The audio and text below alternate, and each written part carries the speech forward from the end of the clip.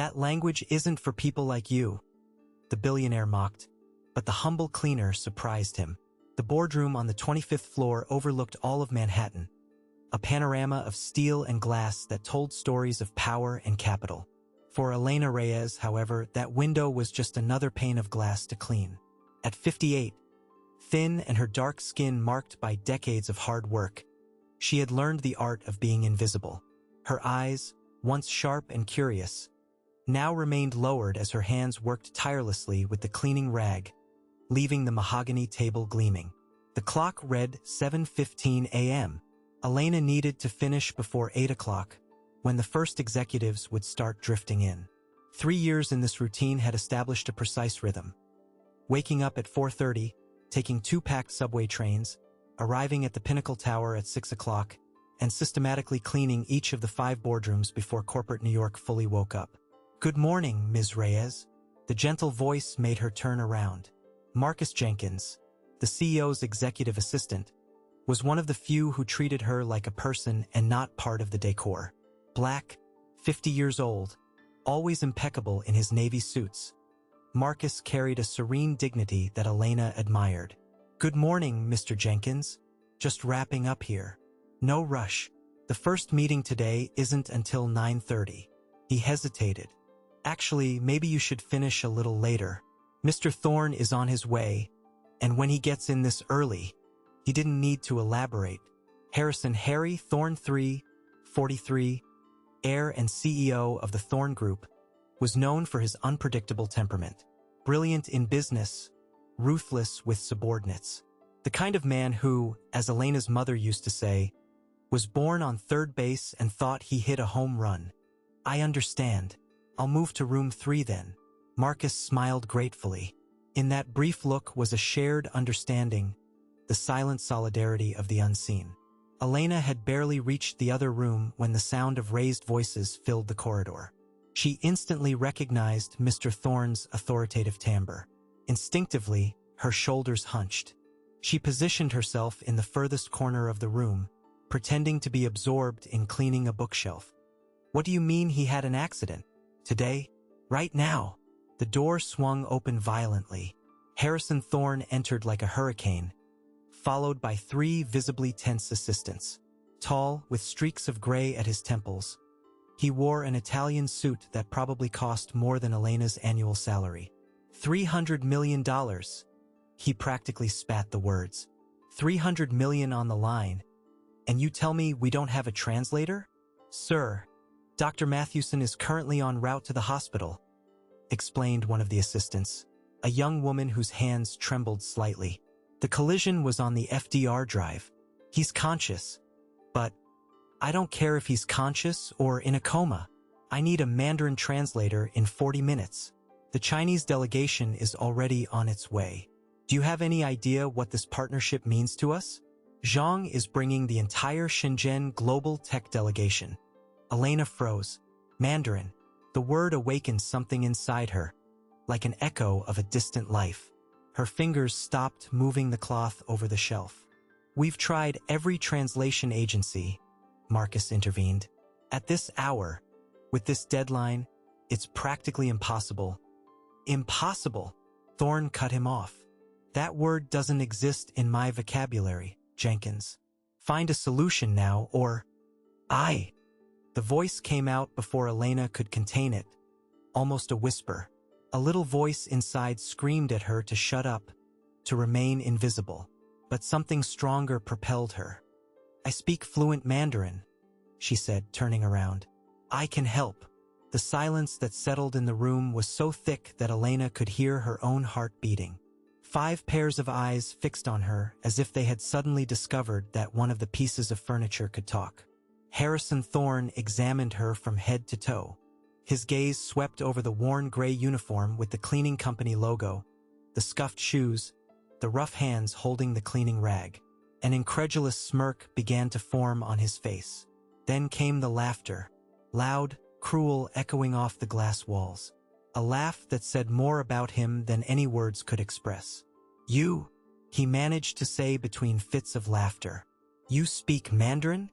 The assistants laughed nervously, looking at their boss and then at the floor, an obligatory laugh that didn't reach their eyes. "I apologize, ma'am," Thorne continued, wiping away a tear of mirth. "That language isn't for people like you. Mandarin requires years of study at elite universities. You barely look like you finished high school." The words hit Elena like a slap. Something inside her, something that had been dormant for years, stirred.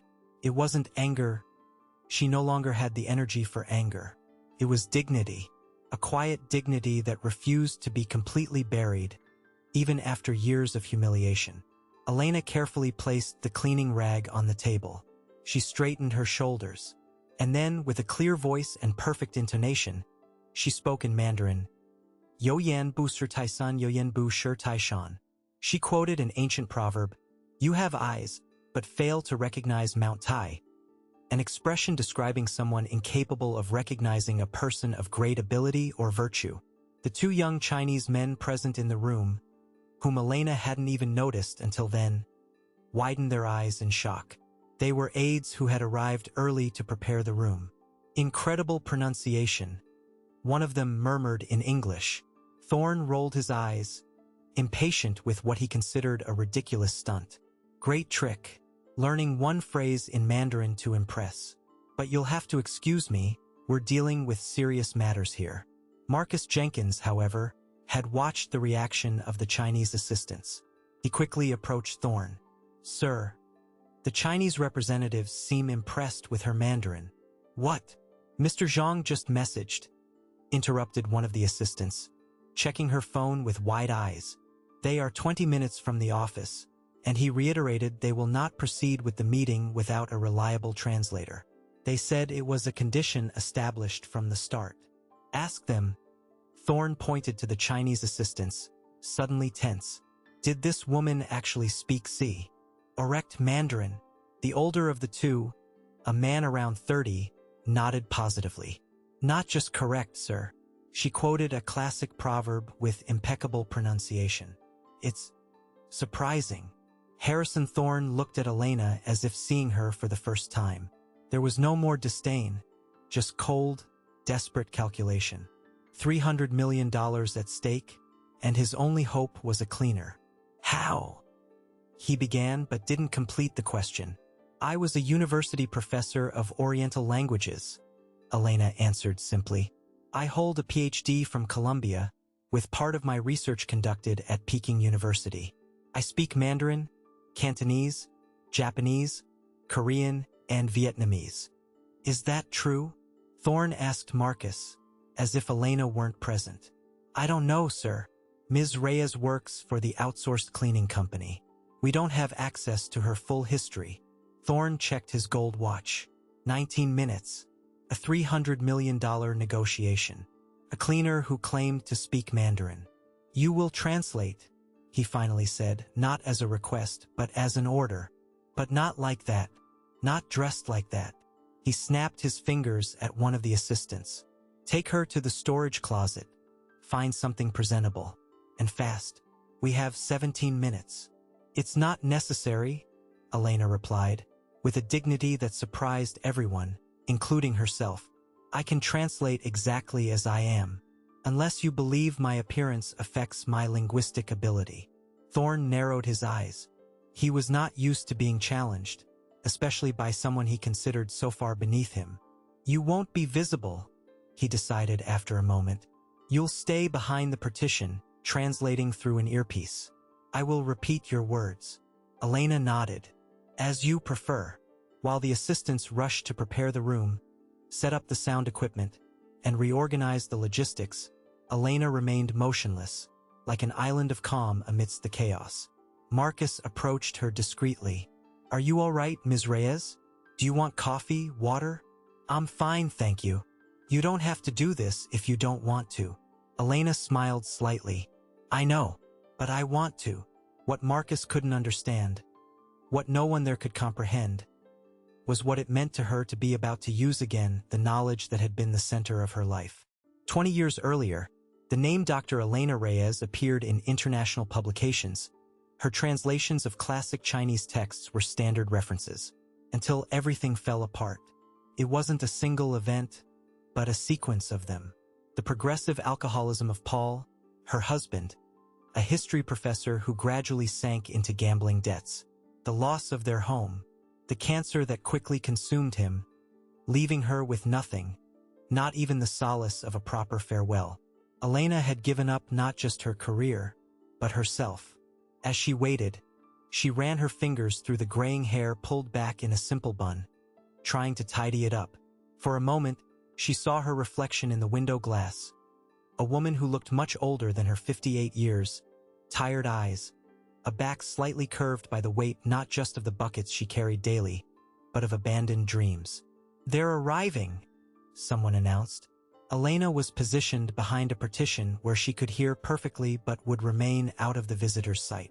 A discreet microphone was connected to an earpiece that Harrison Thorne put on. A quick test confirmed it worked. She spoke, he heard, and he could repeat. "Remember," he whispered harshly, "one mistake, and you're out." The doors opened. The Chinese delegation entered. 6 men and 2 women, all in formal attire, led by a gentleman around 60 years old whom Elena immediately identified as Zhang Wei, CEO of Shenzhen Global Tech. Thorne transformed instantly. The tense and irritable man gave way to a warm host, with a brilliant smile and confident posture. He greeted the visitors in English, before making a seamless transition to Mandarin, repeating word for word what Elena said in his ear. To the visitors, it sounded like Thorne spoke fluently. "Mr. Zhang smiled, clearly impressed, and replied with a traditional courtesy phrase in Mandarin. Behind the partition, Elena closed her eyes. For a moment, she was back in the classroom, surrounded by students, discussing nuances of translation and cultural context. She took a deep breath and allowed the long-dormant knowledge to flow again. The meeting proceeded. Contracts were discussed, numbers analyzed. Elena translated everything with impressive precision, including complex technical terms regarding semiconductors and artificial intelligence. When one of the Chinese executives used a particularly obscure idiom, she not only translated the meaning but explained the cultural origin of the expression, allowing Thorne to appear not just fluent, but deeply knowledgeable about Chinese culture. 2 hours later, the contracts were signed. $300 million secured. The Chinese were visibly satisfied, not just with the business, but with what they considered an unusual respect for their language and culture. "Your fluency in our language is admirable," commented Mr. Zhang as he took his leave. "We rarely encounter Americans with such mastery of Mandarin. Where did you study?" Elena translated the question, but before translating Thorne's reply, she hesitated. "Peking University," Thorne answered through her, appropriating not just her words, but her history. "I spent 5 years there." Mr. Zhang smiled. "Impressive. We would like to invite the translator to dinner with us tonight. It's tradition in our culture to thank them personally." Elena translated, feeling a knot in her throat. "Unfortunately, our translator had to leave early," Thorne replied smoothly. "Unavoidable family commitments. Perhaps on your next visit." Another lie. Elena translated mechanically, feeling used and discarded. When the door finally closed behind the Chinese delegation, she removed the earpiece and stepped out from behind the partition. Harrison Thorne was beaming. His team surrounded him with congratulations and relieved smiles. The deal was closed, the crisis averted. It was only when Marcus significantly cleared his throat that Thorne finally turned to Elena. "Ah yes, good job," he said distractedly, like someone praising a dog for performing a trick. "You can return to your duties now." Elena looked at him for a long moment. She hadn't expected profound gratitude, but the ease with which he returned to the previous treatment shocked her. Still, she said nothing. She merely nodded and walked towards the door. "Wait," Marcus called out. "Mr. Thorne, don't you think Ms. Reyes deserves more than just good job? She just saved a $300 million deal." Thorne looked momentarily disconcerted. "Yes, of course." He took his wallet from his inner jacket pocket and removed a few bills. "Here, a bonus for your extra service." He held out $100 like someone offering scraps to a beggar. Elena looked at the money, then at the man offering it. There was a choice to be made. Taking the money would mean accepting that her dignity, her knowledge, her history had that price. Refusing would, possibly, mean losing the job that, however humiliating, paid her rent. She reached out and took the money. "Thank you, sir," she said in a neutral voice. "May I return to work now?" Something in her tone, in the way she held her eyes level with his while saying it, made Thorne look away first. Yes, you may go." Elena left the room, the money weighing in her pocket like a stone. In the corridors, she was once again just the cleaner. But something had shifted inside her. A small spark had been reignited, a memory of who she once was, of who she still was, beneath the layers of invisibility the world had imposed.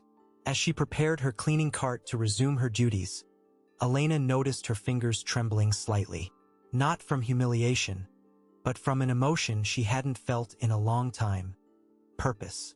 What Elena couldn't imagine was that this spark, instead of dying out, was about to turn into a fire that would change not just her life, but that of many others. 2 weeks passed. Elena's life returned to its apparent routine, waking before dawn, taking crowded subways, cleaning offices where no one saw her. But something had changed. At night, in her small apartment in Queens, she had unearthed books stored for years in boxes at the back of her closet. Mandarin and Japanese grammars, dictionaries, her doctoral notebooks. The dust covering them was like a layer of lost time. At the company, the deal with the Chinese was celebrated as the biggest success of the year. Harrison Thorne appeared in trade media reports, being hailed as a visionary who had conquered one of the toughest markets. At no point was the mystery translator mentioned. On a particularly chilly Monday morning, Elena arrived earlier than usual. While cleaning Thorne's office, she noticed documents on his desk, preparation for new meetings. Reading other people's documents wasn't her custom, but a name captured her attention: Hyundai Motors. There were details about a South Korean delegation visiting New York the following week. Another crucial negotiation. As she carefully organized the desk, keeping every paper exactly where it was, she heard the door open. Thorne entered, accompanied by Marcus. "But are you sure we can get another Korean translator in time?" Thorne was asking, visibly worried. "The contract with the translation agency doesn't start until next month." And he stopped when he saw Elena. "Good morning, ma'am," he said automatically, before returning to the conversation as if she didn't exist. Elena finished her work and quietly left. In the hallway, however, she hesitated. A decision slowly formed. 2 hours later, after finishing her morning shift, she didn't leave as usual. Instead, she headed to Marcus Jenkins' office. After a light knock, she entered upon his response. "Ms. Reyes, can I help you?" "Actually, I believe I can help you," she said with a firmness that surprised them both. "I speak fluent Korean. If the Thorne Group needs a translator for the Hyundai meetings, I am available." Marcus looked at her with a mixture of surprise and admiration. "You speak Korean too?" "Yes, it was my third Oriental language, after Japanese and before Mandarin." Marcus was silent for a moment, visibly calculating possibilities. "And risks. I don't have the authority to make that decision," he finally said. "But I can take the suggestion to Mr. Thorne." Elena nodded. "Thank you." The next morning, she was called to Thorne's office. He didn't invite her to sit. "Marcus told me you are offering to translate again," he began, observing her with calculating eyes. "Korean, this time?" "Yes, sir." "And what do you want in return?" The question was direct, almost aggressive. Elena held his gaze. "Appropriate recognition for my work. And fair compensation." Thorne let out a short laugh. "Fair compensation? And what would that be, in your opinion?" "The market value for professional translators is $250 per hour. For complex languages like Korean, it's 3 days of meetings, approximately 20 hours of work. $5,000. Thorne's eyes widened slightly, before narrowing in calculation. She could almost see the numbers being processed. How much it would cost to hire a professional translator urgently versus how much she was asking. $2,500, he counteroffered. $4,000. 3,000, and that is my final offer. Elena hesitated. It was a partial victory, far below market value, but significantly more than her monthly cleaning salary. I accept, she said, but I have one more condition. Thorne raised an eyebrow. Which is? I will not be hidden this time. I will be properly introduced as the translator. Thorne's face hardened. Impossible. You are an employee of the cleaning company.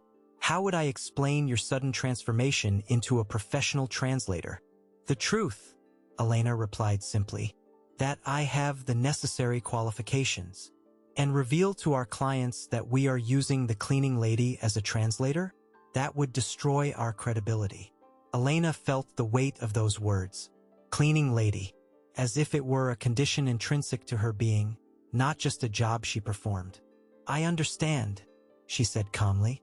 In that case, I'm afraid I cannot help you. Good luck finding a qualified translator in such short notice. She turned to leave.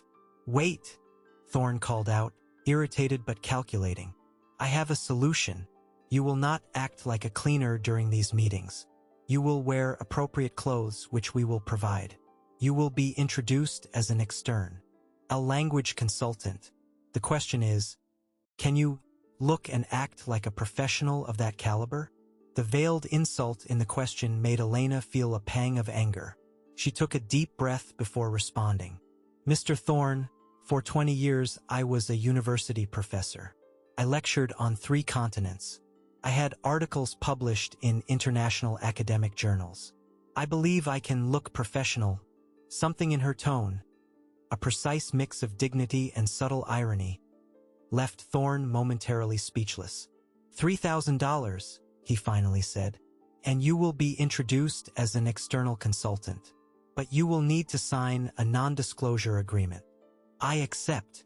3 days later, wearing a discreet navy suit provided by the company, Elena was introduced to the Hyundai delegation as Dr. Elena Reyes, our linguistic consultant. Her hair was pulled back in an elegant bun. Her reading glasses, which she normally kept in her pocket while cleaning, completed the transformation. To the Korean executives, she was clearly a respected professional. For the Thorne Group employees who knew her as the cleaner, the transformation was shocking. She could feel the stares, the whispers, the incredulity. The meetings were a success. Elena not only translated perfectly, but demonstrated deep knowledge of Korean corporate culture, helping to avoid potential misunderstandings at critical negotiation moments.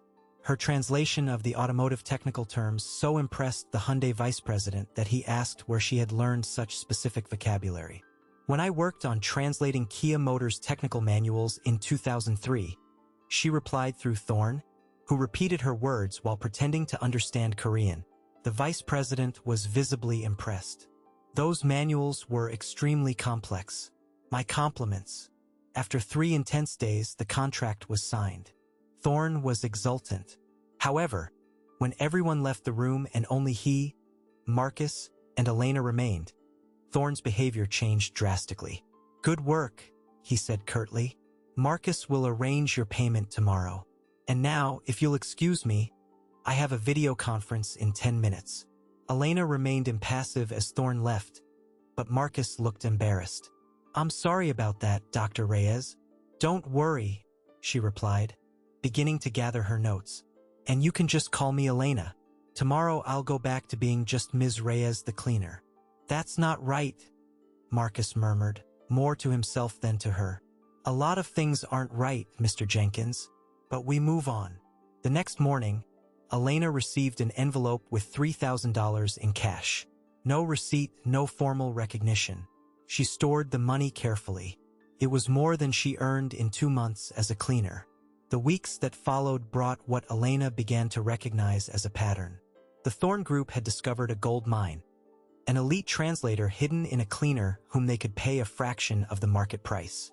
Thorne called her for 3 more meetings with Japanese businessmen, then Thai, and finally a Taiwanese tech company. Each time, the same routine. Elena was Dr. Reyes during the meetings and returned to anonymity immediately afterward. Her salary from the cleaning company remained the same, but the bonuses for her translation slowly accumulated in a small box in her apartment. Despite the fatigue, cleaning during the day and studying at night to recall specific technical vocabularies, Elena felt more alive than she had in years. Her knowledge, once buried under layers of shame and necessity, was in use again. Not under the conditions she deserved, certainly, but it was a start. The big shift came 4 months after the initial deal with the Chinese. A Japanese delegation from Mitsubishi Heavy Industries was visiting New York to discuss an infrastructure contract. The value was astronomical, nearly $1 billion. The delegation was led by Takashi Yamamoto, a 72-year-old gentleman known for his traditionalism and attention to detail. Elena dedicated herself completely to preparation. She spent nights studying technical vocabulary for engineering and infrastructure, refreshing her knowledge of Kigo, the elaborate Japanese system of honorific language. Her back ached from the daily cleaning, her eyes stung from the sleepless nights, but there was a deep satisfaction in reconnecting with her knowledge. The meeting began like the others. Thorne acted as the charismatic host, repeating Elena's translation as if the words were his own. Mr. Yamamoto, however, was different from the other executives. His attentive eyes observed everything, and his questions were precise, often technical. During a particularly complex discussion about material specifications, Elena translated a technical response using precise engineering terminology. Mr. Yamamoto looked directly at her, not at Thorne, and asked a follow-up question in Japanese. For a moment, Elena hesitated. The established protocol was clear. She translated for Thorne, who responded as if he understood. But Mr. Yamamoto had addressed her directly. "Dozo, ashite kudasai," he gently insisted. "Please tell me." Thorne looked at her, tension visible on his face. Elena translated the question to him quietly. He clearly did not know the technical answer. "Tell him we'll consult the engineers and reply after lunch," he whispered. Elena nodded and started to translate, but Mr. Yamamoto gently interrupted her. "I understand enough Portuguese to know you are translating my words to him," the gentleman said in clear, paused Japanese. "But my questions are for you, the true language expert.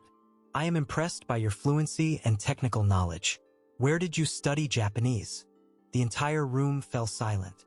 The Japanese delegation watched curiously. The American executives seemed confused. Thorne paled slightly. Elena looked quickly at Thorne, then at Mr. Yamamoto. A decision had to be made. The truth or the continuation of the act. "I studied at Osaka University for 3 years, sir," she replied in formal Japanese. "I completed my master's in comparative literature there, before returning for my PhD at Columbia." Mr. Yamamoto smiled, genuinely impressed. "Osaka, my hometown, and your Kigo is impeccable, rare for foreigners. You are not just a translator here, are you?" Thorne quickly intervened in English. "Dr. Reyes is our senior linguistic consultant. She is extremely valuable to our company." "I understand," Mr. Yamamoto replied in English, although his gaze made it clear he perceived more than Thorne would have liked. "Perhaps Dr. Reyes could join us for lunch? I would like to discuss literature from Osaka with her." "Unfortunately," Thorne replied with a strained smile, "Dr. Reyes has other commitments." Mr. Yamamoto looked disappointed, but nodded respectfully. However, before the morning meeting ended, he approached Elena and discreetly handed her a card. "In case you are interested in new opportunities," he said in Japanese, quietly enough for only her to hear. Elena slipped the card away, her heart racing. It was the first time in years that someone had recognized her professional worth. The meeting ended with the promise of a signing the next day. When everyone left, Thorne closed the door and glared at Elena. "What was that?" he demanded with barely contained anger.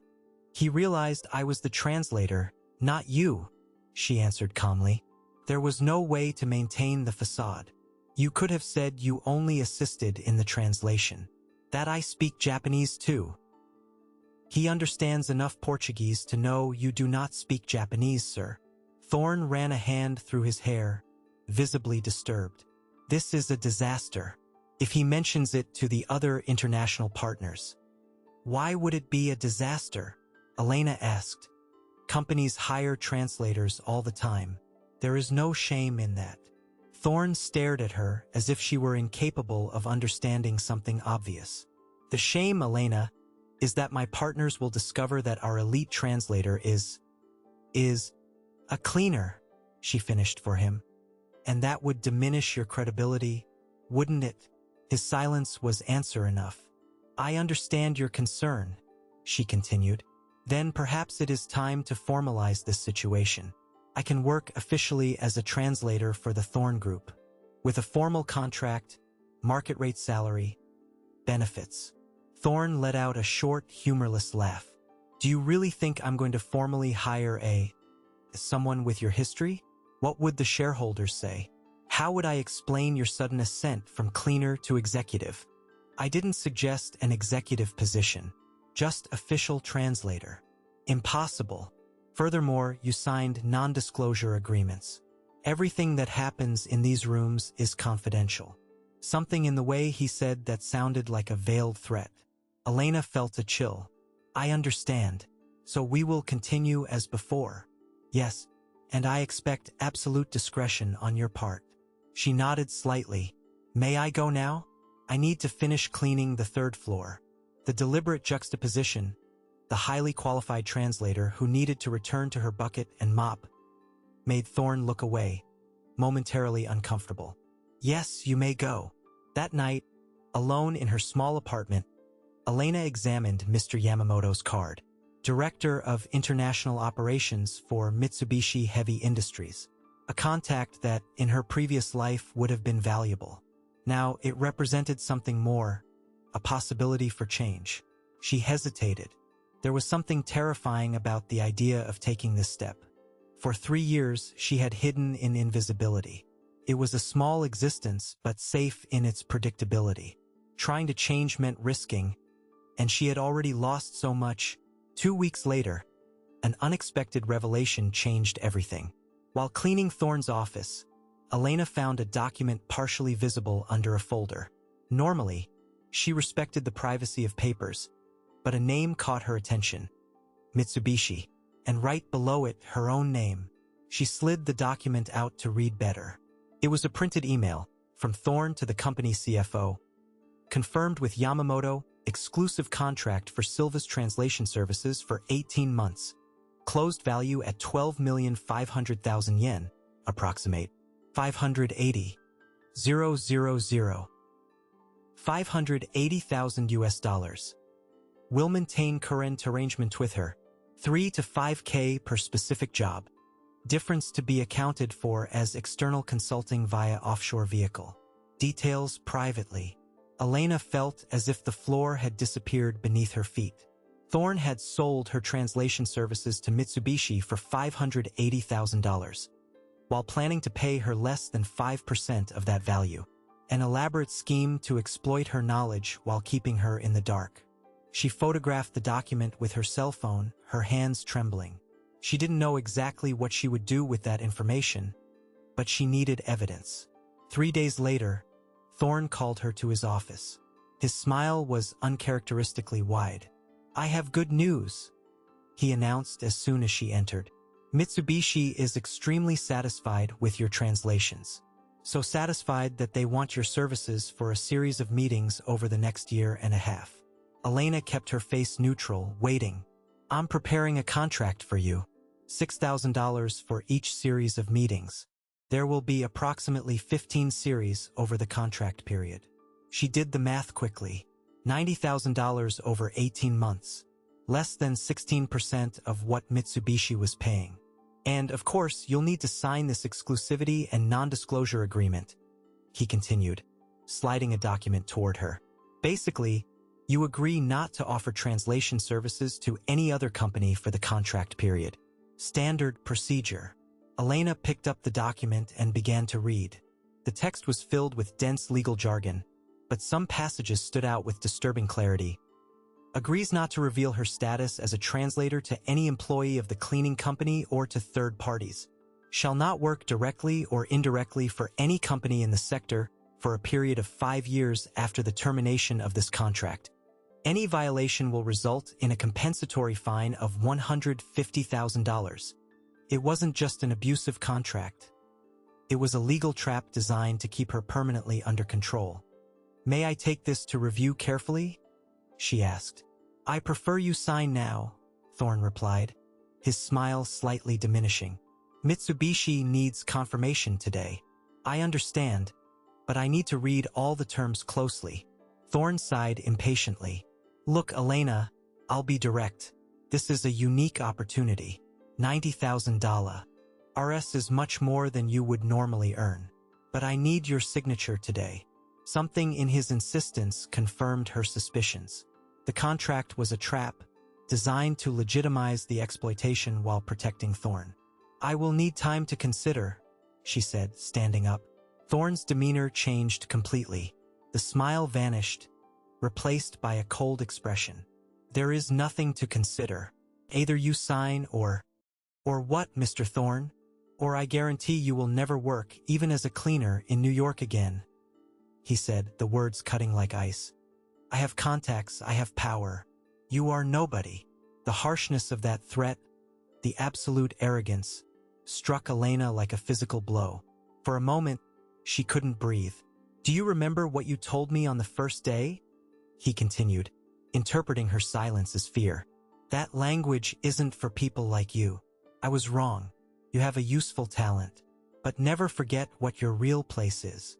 Elena looked at the man, rich, powerful, cruel, and felt something she hadn't experienced in a long time. Not just anger, but determination.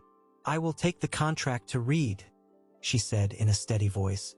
"I will give you my answer tomorrow." Before Thorne could protest, she left the office, taking the document with her. What Elena didn't know, but would discover later, was that Marcus Jenkins had heard the entire conversation. For months, bothered by the treatment she received, Marcus had systematically begun documenting Thorne's behavior. And that morning, he had activated the audio recorder on his cell phone, strategically placed near the slightly ajar door. That night, in her apartment, Elena faced two things on her table: the abusive contract and Mr. Yamamoto's card. A decision had to be made. With trembling hands, she picked up her cell phone and dialed the international number. "Mr. Yamamoto? This is Elena Reyes, the translator from the Thorne Group. We need to talk." The events that unfolded in the following weeks were like an avalanche that started with a small stone. Mr. Yamamoto, upon learning how Elena was treated, was genuinely outraged. Not just because the exploitation offended his sense of justice, as he explained, in Japan, elite translators were treated with immense respect, but because Thorne had essentially sold her services under false pretenses. A week later, Elena received a formal offer from the Brazilian branch of Mitsubishi, Director of Intercultural Communications, with a salary 6 times greater than her current combined earnings. The offer included health insurance, a retirement fund, and the chance to occasionally travel to Japan. It was surreal, terrifying, and completely transformative. When she handed in her resignation letter to the cleaning company, the supervisor was genuinely surprised. "But you were always so punctual, so reliable," she lamented. "Where are you going?" "To a place where I will be seen," Elena replied simply. Harrison Thorne did not receive the news with the same tranquility. When he learned that Elena had received an offer from Mitsubishi, the same company with whom he had negotiated her services, his reaction was explosive. He summoned her to his office, red with rage. "You violated your non-disclosure agreement," he accused as soon as she entered the room. "You spoke to them directly. That's a breach of contract." "I did not sign any contract prohibiting that," Elena replied calmly. "Only specific agreements for each translation. You know full well that all our conversations are confidential. You used inside knowledge for personal gain, just as you did when you sold my services to Mitsubishi for $580,000 while planning to pay me only $90,000? Thorne's face momentarily paled. "I don't know what you're talking about." "I believe you do." She pulled out her cell phone and showed him the photo of the document. "Just as I know that what you did constitutes corporate fraud. Fortunately for you, I am not interested in revenge, just in moving on. Thorne quickly regained his composure, his face hardening into a mask of coldness. Do you really think you'll just walk out of here and start a new life? A cleaner nearly 60 years old, without professional experience in the last 20 years? You won't last 3 months there. And when you fail, I guarantee no cleaning company in New York will hire you. His words were calculated to hurt, to plant seeds of doubt. And they worked for an instant. Elena felt the old fear stirring within her. What if he was right? What if she couldn't readjust to the corporate world after so many years? But then she remembered the nights studying, the respect in Mr. Yamamoto's eyes, the fluidity with which the words in different languages still came to her mind. She was not just what the last few years had made her. She was the sum of all her history. You are right about one thing, she said, looking him directly in the eyes. That language isn't for people like me. It's for people better than me. For those who don't use knowledge as a weapon of humiliation. She turned to leave, but Thorne called out, his voice laden with threat. This isn't over, Elena. I have lawyers, I have resources. You signed documents. I can ruin you. Elena stopped at the door and looked back one last time. You can try, but for the first time in a long time, I am not afraid. What happened in the next 2 days surprised everyone, perhaps especially Elena herself. The corporate business blog, the Corporate Chronicle, published a bombshell report. Thorne Group CEO exploited PhD cleaner as elite translator. The article included audio recordings where Thorne clearly threatened Elena and admitted to the scheme to profit from her services. The source was anonymous, but Elena strongly suspected Marcus, the assistant who had always treated her with respect. The impact was immediate and devastating. The story went viral on social media. Investigative journalists began digging deeper into the Thorne Group's operations. Activists organized protests outside the corporate headquarters. Hashtags like #RespectForElena and #AgainstThorneAbuse became trending topics. Thorne tried to control the damage with a vague official statement, speaking of misunderstandings and distortions. But every word seemed only to intensify the crisis. When 2 major international clients publicly questioned Ionied the company's ethics, the board of shareholders called an emergency meeting. The media coverage continued to grow. Journalists discovered Elena's academic past, her brilliant trajectory interrupted by personal tragedies, and the contrast with Thorne's arrogance, a third-generation heir who often presented himself as a self-made man, made the story irresistible. A week after the scandal broke, Harrison Thorne was forced to call a press conference. The room was packed with journalists, cameras, and representatives from various sectors. He had hired a famous crisis management agency, which had prepared a careful script. Admit non-specific errors, offer vague apologies, announce new corporate policies, and present a solution that showed goodwill without admitting legal liability. What no one expected was that Elena Reyes would be sitting in the front row. She hadn't planned to attend. The public exposure terrified her, and her new position at Mitsubishi was scheduled to start the following week. But Marcus had contacted her the night before. He's going to twist everything, he explained. He's going to try to rewrite the story. If you're there, he won't be able to lie so easily. And so, wearing a simple dark blue blazer over a white blouse, clothes purchased specifically for her new job, Elena quietly entered and sat where Thorne could not avoid seeing her. When he walked onto the stage, his eyes met hers immediately. For an instant, she saw something like raw panic cross his face, before the professional mask snapped back into place.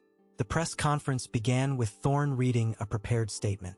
Words carefully calibrated to sound sincere without admitting specific guilt. He spoke about communication failures, unfortunate misunderstandings, and how the company was committed to the continuous growth of its collaborators. Then, in what was clearly the climax prepared by his crisis team, he made an announcement. It is with great satisfaction that I would like to publicly announce our offer to Dr. Elena Reyes. Recognizing her extraordinary talent and valuable contributions, we are offering the position of Director of International Communications, with all the benefits and compensation commensurate with her exceptional experience and skills. A murmur rippled through the room. Journalists looked between Thorne and Elena, who remained impassive in the front row. When he finished, the moderator indicated they would take a few questions. A young journalist was first.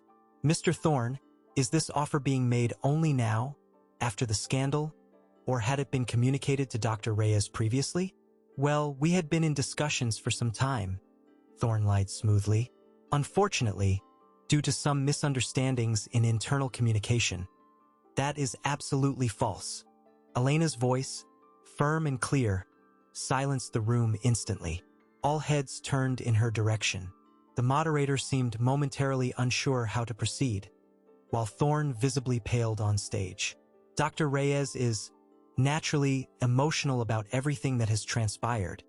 He tried to regain control. "But I would like to assure everyone." "I ask permission to speak," Elena interrupted again, standing up. "Since my name is being used in this press conference, I believe I have the right to clarify a few points."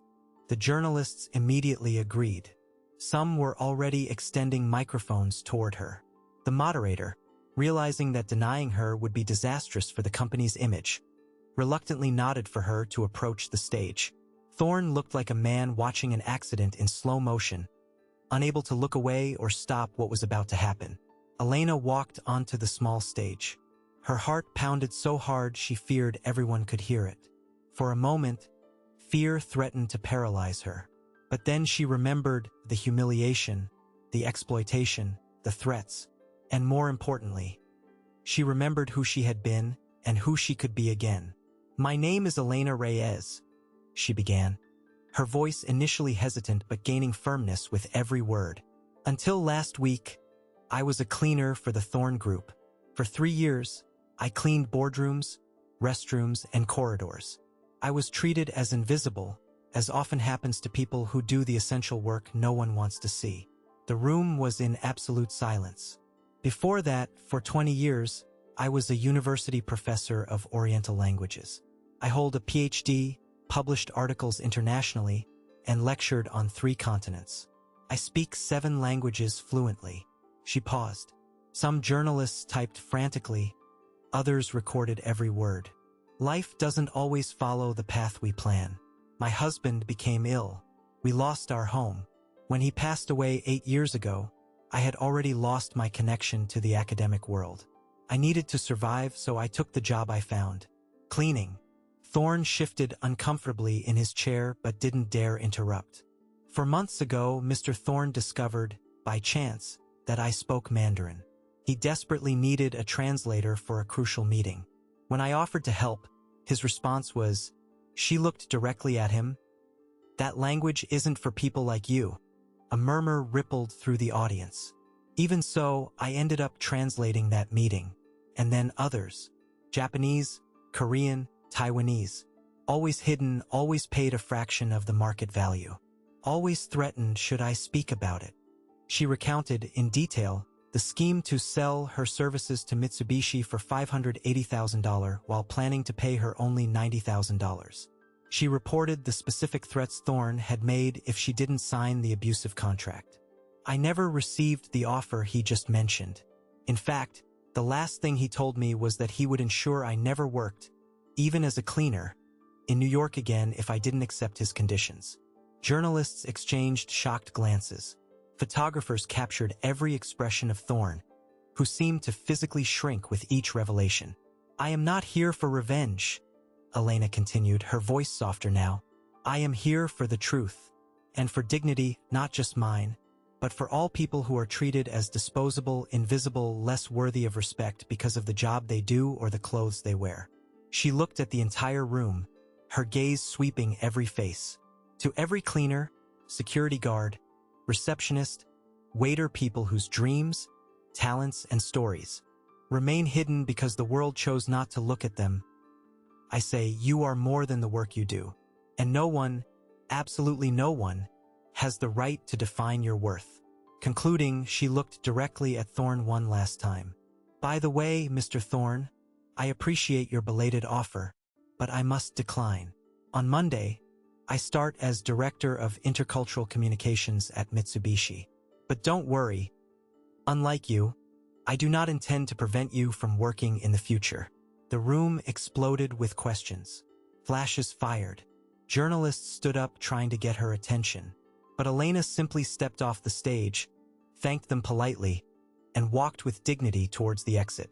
In the months that followed, the consequences of that press conference reverberated far beyond that room.